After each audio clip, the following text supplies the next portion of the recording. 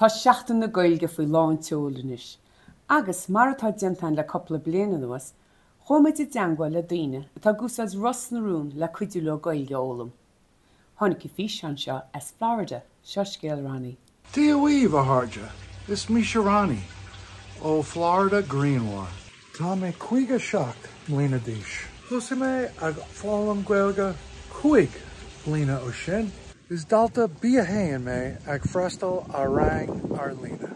Go lua ar ai, dec me Ross na rún ar seintor TG car. Is bralum an clár agus ní haia me hain agus móván episode riamh. Tá seintor agam ar an fónpóca agus ar an telefís.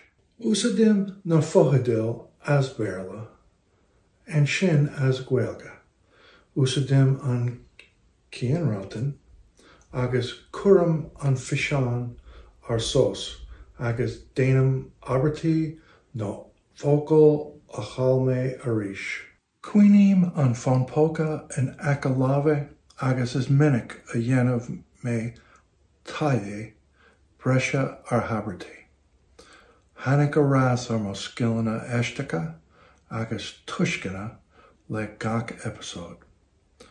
Tá coupla skillna tabaltach dóna me ag branu ar an clár. Iver a hain, fuimiú agus rhythm. Mar hampla, le me níl a ish agam. Ach hula me níl a seaam. Le me tá me toha. Ach hula me tá me tau. Déanam áris ar na hastióirí, agus déanam aris é trí uair. Iver a dó, córá gachlá. Tá an script scrífa le córá gachlá.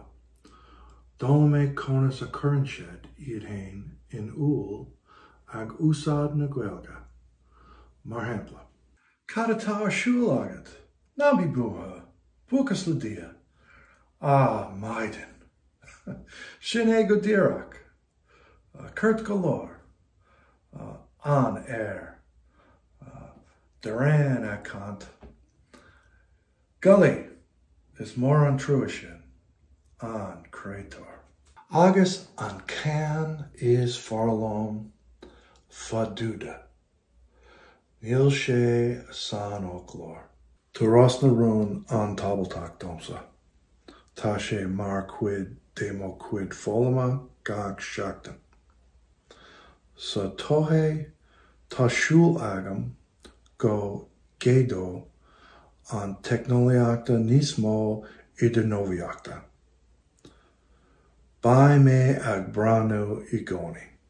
So gur maigad, slán go fóll.